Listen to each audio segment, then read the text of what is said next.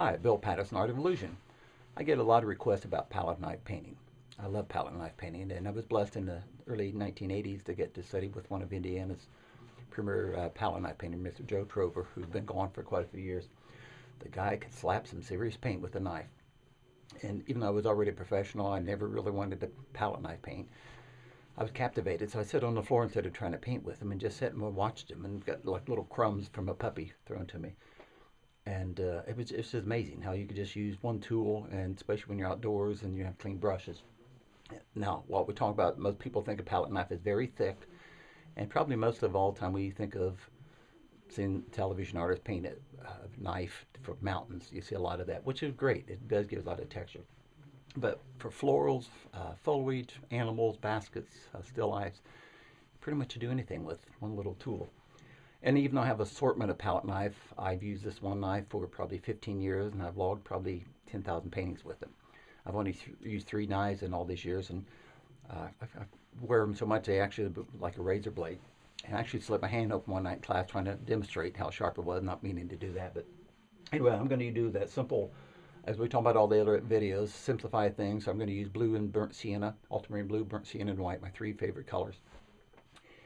And we'll just kind of come in and do a simple little study.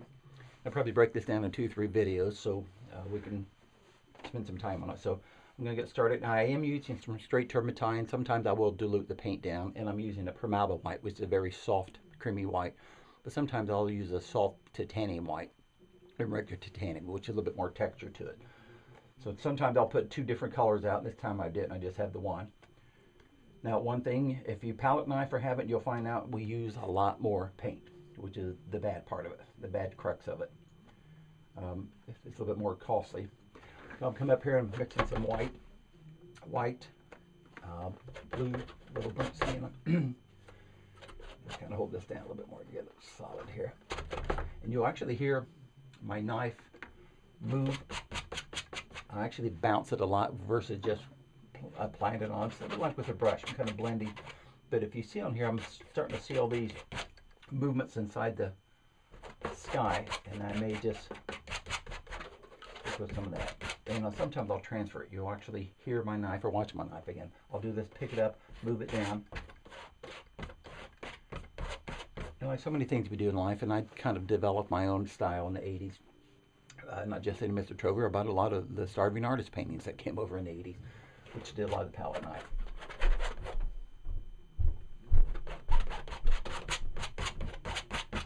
And sometimes around the edges you can clean it up. It's one of those things where I would say most of the dumb things I've done versus read in the book. Because it does take a while, when, like all thick painting with a brush, for it to dry. Well, one time I was doing a big painting, hurrying up for a show, and the corners were thick, and I put it in the frame. Well, it solidified, so many months later when I tried to take it out of frame, it actually tore the fabric off. So don't do as I do. So we'll come back here again, very light. So it's back to that the value chart that you've seen a lot of videos on. Very high key, about a number 2. And today we'll just kind of block in the sky, and then we'll kind of show you how maybe put a few clouds in.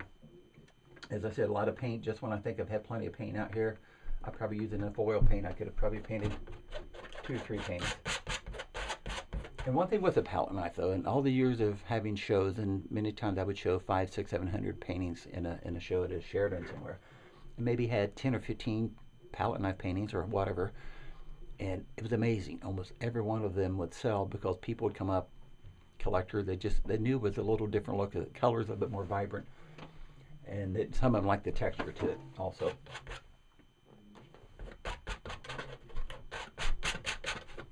Okay, once again, just moving it around.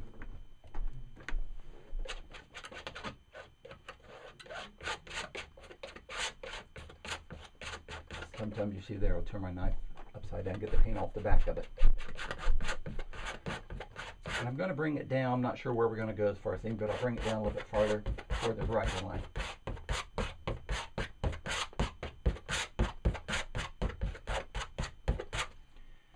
And as I said, I'll show you in different episodes how we can scrape it down to what looks like brush.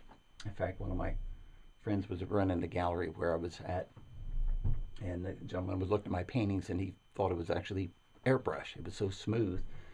And the guy said it was oil paint, which he didn't believe. And then he said it was palette knife painting.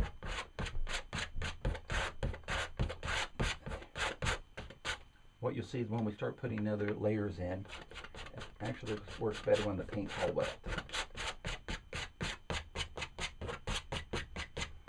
So hopefully you can see, and even though there's a lot of movement through here that I'm going to leave, we'll come back and maybe put some fluffy clouds in. Not a whole lot of movement as far as variation and values, but again, some little lights and darks. We'll bring some trees up through there. That's a pretty good start on those. So this is one of those, if you do want to try to paint along, and if you have a palette knife, this is a good one to start with. I'm using 11x14 canvas. If you're using board, it's really hard because this, you don't have the buoyancy to it. Same way palette knife painting, or using a board, a masonite. So anyways, we'll stop with that. We'll come back on the next few episodes and finish this out. Thanks.